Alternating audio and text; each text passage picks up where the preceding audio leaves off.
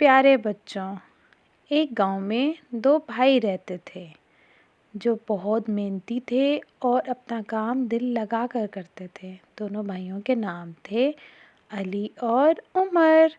علی جو تھا وہ بہت ذہین بھی تھا اور پڑھائی میں بھی بہت تیز تھا۔ علی نے میٹرک کیا اور اس کے بعد مختلف چھوٹے چھوٹے کورسز کیے، لیکن گاؤں میں رہنے کی وجہ سے وہ اعلیٰ تعلیم تو حاصل نہ کر پایا، لیکن وہ بہت محنتی اور پڑھائی میں بہت آگے نکلنے والا بچہ تھا۔ گاؤں میں مزدوری کر کے دونوں بھائی گھر کا راشن لے کر آتے، گھر کی مختلف اشیاء کے لیے پیسے اکٹھے کرتے تھے۔ پیارے بچوں، دونوں بھائی صبح سے شام تک محنت کرتے اور اس کے بدلے کچھ پیسے لے کر آتے۔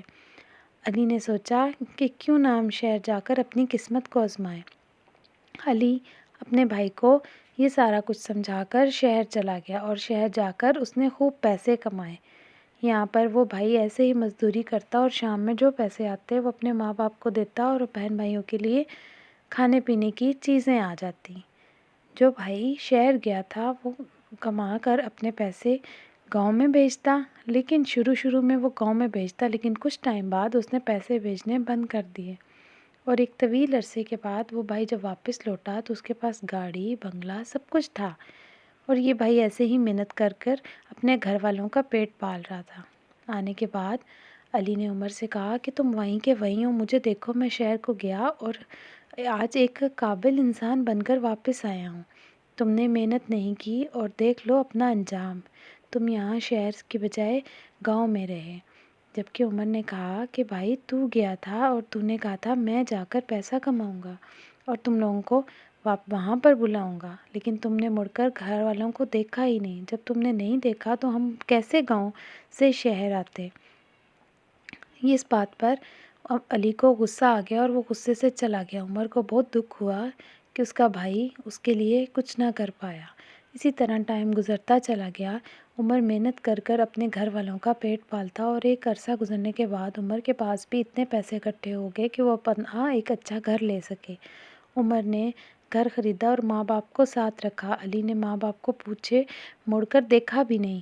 علی نے وہاں پر شادی کی اور اپنی بیوی اور بچوں میں مصروف ہو گیا، اور جب وہ ایک دفعہ پھر گاؤں آیا تو کیا دیکھتا ہے کہ یہ بھی ایک اچھے گھر میں رہ رہے ہیں۔ اس بات پر علی اور علی کی بیوی دونوں غصہ ہو کر چلے گئے کہ انہوں نے ہمیں کچھ بتایا بھی نہیں اور یہ بھی کامیاب ہو گئے۔ جب علی واپس گیا تو اس کی فیکٹری میں آگ لگنے کے باعث وہ بالکل کمانے کی پوزیشن میں ہی نہ رہا۔ اس کا سارا پیسہ لٹ گیا اور برباد ہو گیا۔ اس کو اپنا گھر بیچنا پڑا۔ جب وہ ساری چیزیں بیچنے کے بعد اس کے پاس کچھ نہ بچا اور وہ واپس آیا تو عمر نے اس کو کھلے دل سے گلے لگایا اور اپنے ساتھ رہنے کے لیے اجازت دے دی۔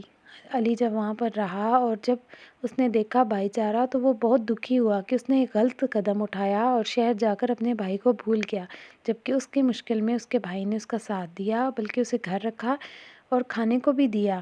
اور آج اس کے پاس جب کچھ نہیں تھا اور جب اس کے پاس سب کچھ تھا تو اس نے اپنے بھائی کو پوچھا تک نہیں، اور وہ محنت مزدوری سے آج اس قابل ہوا کہ ایک اچھے گھر میں رہ رہا ہے۔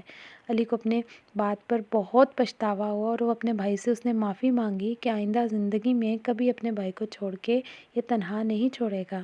اپنے ماں باپ سے معافی مانگی۔ اس طرح دونوں بھائی مل جل کر رہنے لگے۔